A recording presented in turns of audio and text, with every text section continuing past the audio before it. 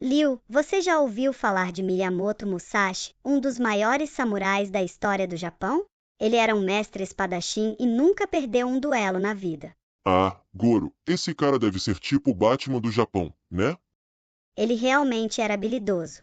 Musashi nasceu em 1584 e começou a treinar com a espada quando ainda era muito jovem. Ele teve o seu primeiro duelo aos 13 anos e venceu. Pera aí. Eu com 13 anos só queria saber de jogar videogame. Pois é, Musashi treinou desde cedo e desenvolveu seu próprio estilo de luta com duas espadas, chamado Niten Ichi Ryu. Ele dizia que para ser um verdadeiro guerreiro, era preciso dominar tanto a espada curta quanto a longa. Duas espadas? Então o Musashi era tipo o Zoro de One Piece. Mas o Zoro usa 3 espadas, então o Musashi ainda estava no modo iniciante, né? É verdade, Liu. Mas Musashi foi de carne e osso e não um personagem de anime. Ele dizia que um samurai devia ser versátil. Ele não era apenas um guerreiro, ele também era um artista, pintor e calígrafo.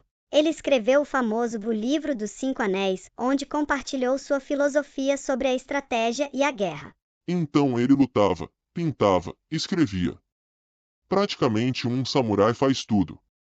Se ele estivesse no mundo de hoje, ia ser tipo aquele cara que conserta o encanamento, monta o móvel da IKEA e ainda faz origami enquanto espera a cola secar. Hahaha. Exatamente. Os ensinamentos dele vão além de lutas. Musashi falava sobre a importância de entender o inimigo, de se adaptar às circunstâncias e de sempre buscar o aprimoramento pessoal. Tipo, ele podia te ensinar a derrotar um inimigo com a espada e ao mesmo tempo dar dicas de como vencer a discussão com a sua mãe sobre arrumar o quarto? Quase isso. Mas o que ele queria dizer é que a verdadeira força não está só na espada, mas no conhecimento e na sabedoria. Musashi viveu como um guerreiro, mas também como um pensador. Ele nos ensina que para vencer na vida, precisamos ser fortes tanto no corpo quanto na mente. Entendi. Como eu já falei, o Livro dos Cinco Anéis é um livro cheio de sabedoria sobre estratégia e filosofia de vida. Tipo o manual dos Power Rangers?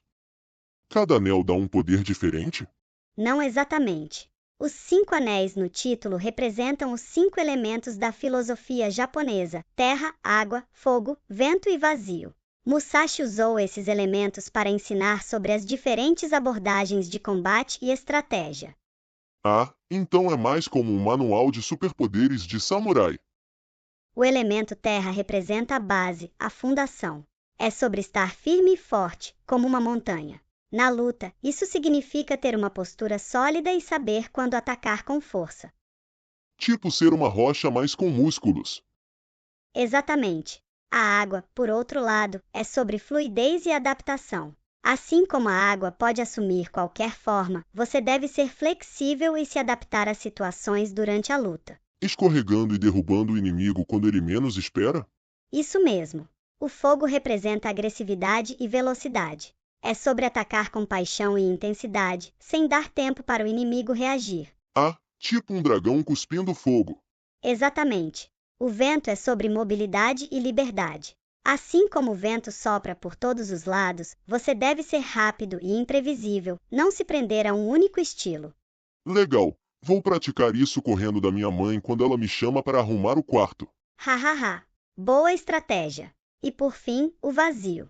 Representa a ausência de forma e a capacidade de enxergar além do óbvio. É estar em sintonia com tudo ao seu redor e encontrar oportunidades onde ninguém mais vê. Ah, o vazio, então ser invisível, pensar fora da caixinha. Isso mesmo, Liu. Esses 5 elementos ajudam a entender como Musashi via a vida e a luta. Ele nos ensina que não é só sobre a força física, mas também sobre como usar a mente e o espírito para superar qualquer desafio. Legal, Goro. Aprendi muita coisa de novo. Obrigado. De nada, Liu.